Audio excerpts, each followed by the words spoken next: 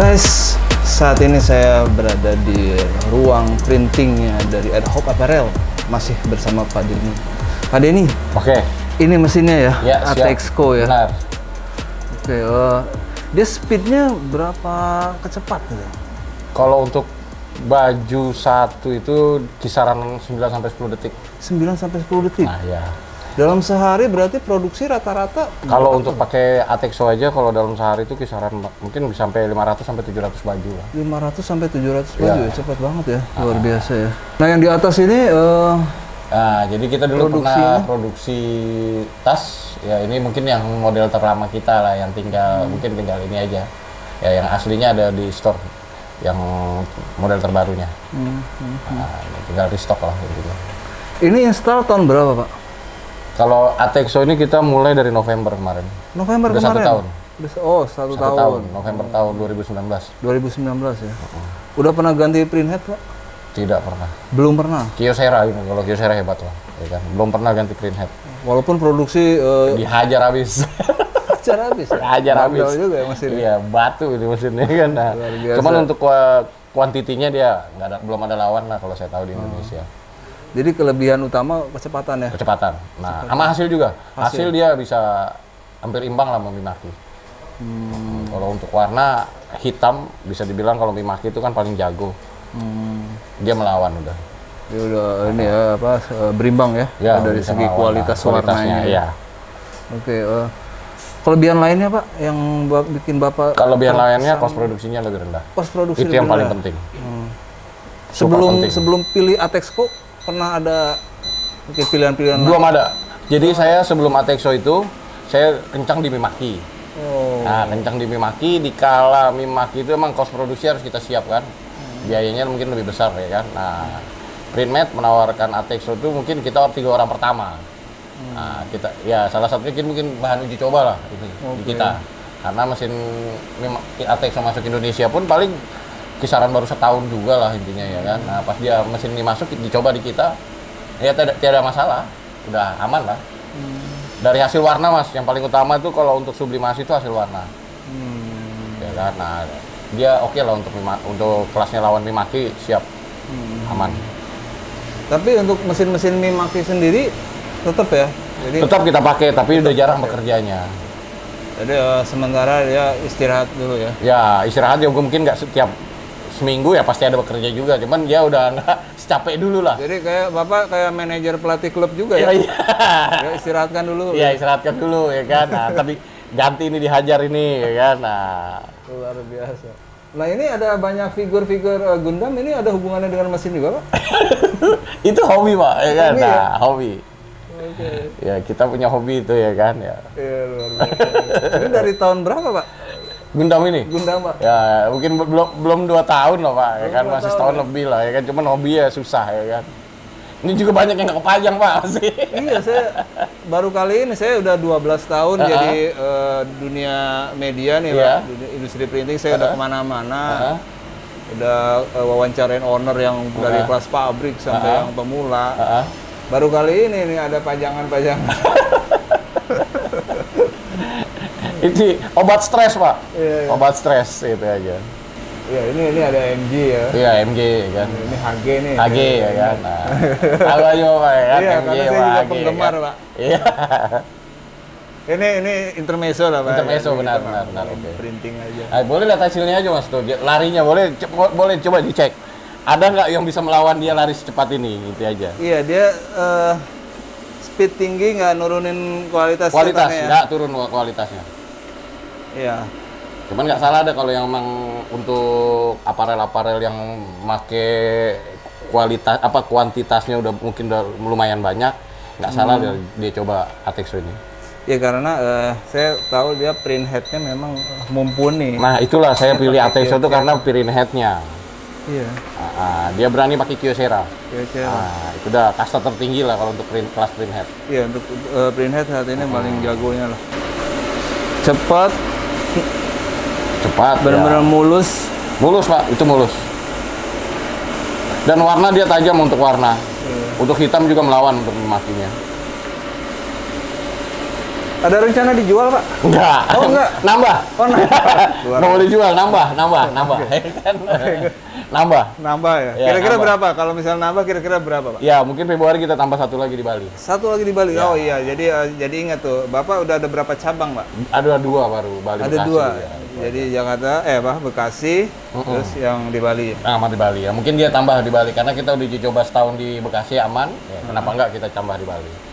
Kapan rencananya Tahun launching? depan mungkin awal tahun depan. Mudah-mudahan saya diundang lagi. Ya itu pasti. Karena kita mau launching, Pak. Biar sekalian saya jalan-jalan di Bali. Boleh? Penting itu ya jalan-jalan ya. Catat.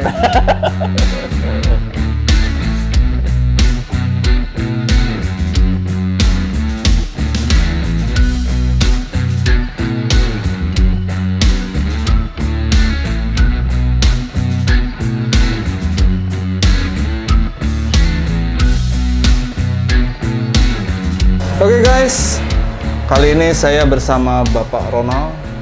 Bapak Ronald adalah product manager dari Printmed Indonesia untuk divisi sublimation. Luar biasa nih penjualan dari divisi Printmed yang satu ini yang paling booming selama pandemi. Salah satunya adalah mesin di belakang saya ini. Ini mesin namanya mesin apa, Pak? Jadi mesin namanya mesin sublimasi. Nama mesinnya adalah Atexco, Pak. Atexco. Iya. Atexco ini produksi mana, Pak? Atexco ini produksi dari Honghua, Tiongkok, Pak. Oh, dari China ya? Dari China. Brand China ya? Dia perusahaan yang sudah berdiri 30 tahun.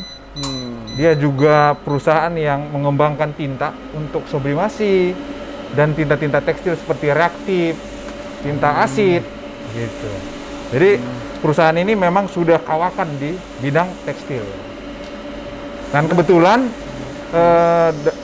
kita punya mesin yang sublimasinya. Gitu. Ini model S, Atexco yang model S. Oh, ini Atexco model S ya? Ya. Ada berapa tipe, Pak? Ini tipe yang paling di bawah, Pak. Kita kalau model S ini ada 2 tipe. Satu yang model X, satu model X. Jadi, ya. Kalau S itu 4 head, kalau X itu 8 print head. Oh, 8 print head. Ya. Ini yang 4 print head aja udah luar biasa ya? Ya, Cepet banget. betul, Pak. Ya. Ini teknologinya juga dia teknologi Jepang, kolaborasi dengan teknologi Eropa, Pak. Saya dengar ini ada keunggulan di print headnya juga, Pak? Ya. Keunggulannya kan dia pakai print head dari Jepang itu Kyocera, Pak. Kyocera. Yang pikoliternya itu dari 5 sampai 18 pikoliter. Oh. Jadi kalau untuk speed dan kestabilan sudah terjamin. Dan print head ini sendiri adalah print head Kyocera yang industrial punya gitu. Oke. Ini mungkin banyak penonton yang belum tahu tentang pikoliter. Iya. Ada yang 5 piko, ada yang 8 pikoliter, ada yang 24 malah. Nah, itu bedanya apa, Pak? Antara yang 5 pikoliter dengan yang 20 misalnya? Oke. Kalau pikoliter itu adalah dot besarnya dot yang tercipta di dalam suatu gambar, Pak. Ya kan? Besarnya dot. Nah, semakin kecil dot itu berarti gambar itu semakin high res, semakin bagus. Resolusi gambarnya itu semakin tajam. Semakin detail ya? Iya, semakin detail sekali gitu. Nah, kalau semakin besar dotnya, pikoliternya, berarti dia akan semakin kasar gitu. Nah, mesin ini bisa dari 5 pikoliter yang seperti kita anggap printer kecil ya, itu 5 pikoliter, printer kecil desktop biasa, sampai 18, dia variabelnya di situ. Nah, itulah hebatnya teknologi dari si Kyocera print head ini. Jadi guys, semakin kecil angka pikoliter itu justru kualitasnya semakin bagus. Iya, benar nggak? Betul Pak Andre. Betul Pak Andre. Jadi kalau misal 5 pikoliter ini adalah kualitas yang makin high res ya. Betul, makin high res. Di bawah itu ada lagi nggak, Pak? Di bawah 5 pikoliter? Sejauh ini untuk teknologi print head? Sejauh ini yang ada 3 piko sih, tapi mesin-mesin kecil buat foto sih. Oh, buat foto. Iya. Nah, kalau ini sudah mendekati foto tapi sublimasi. Oh, iya, I see. Betul. Keunggulan lainnya apa lagi, Pak, selain print head? Mesin ini kan diciptakan untuk produksi yang sangat cepat, Pak. Jadi kalau untuk produksi yang sangat cepat, si mesin ini dibekali dengan sistem ink yang negative pressure. Negative pressure. Ya, jadi kalau dia ngeprintnya itu ratusan meter sampai ribuan, tidak perlu cleaning, dia sangat stabil gitu. Nah, itu yang pertama. Terus yang kedua dia sekarang udah nggak pakai belting system, Pak. Dia sekarang pakai magnet levitation. Jadi si carriage jalan sangat cepat, ya. Jalannya bisa cepat dan tidak berisik. Tidak berisik. Terus hasil tetap high res, Pak. Nah, hasil detailing itu dan presisinya masih presisi. Itu kecanggihan dari saya bilang sistem yang jadi udah nggak ada yang Eropa. menjuntai gitu ya? Enggak, bukan yang juntai, Pak. Yang ini carriage. Ada suka lihat Ya, tray itu. ya belting ya. Itu Belt beltingnya. itu. Betul, Sekarang jadi sekali. kayak kereta ya, kereta, betul. supersonicnya China ya. Betul. Magnetasnya wah luar biasa. Magnet levitation. Magnet levitation dia. Ya, betul. Nah, tuh nggak ada belting lagi. Jadi jalannya halus, smooth, tidak ada suara. Sehingga kalau ada noise di sini yang biasa gangguan printer-printer yang model yang lain tuh di sini tidak ada gitu. Dan ini memang untuk kapasitas kan untuk industri punya. Jadi benar-benar jalan terus 24 jam, nggak usah berhenti. Makanya semua teknologinya yang canggih harus dimasukkan sini. Nah, ini yang kita bilang adalah kombinasi teknologi Jepang dengan teknologi Eropa di sini. Tadi Bapak bicara tentang negative pressure.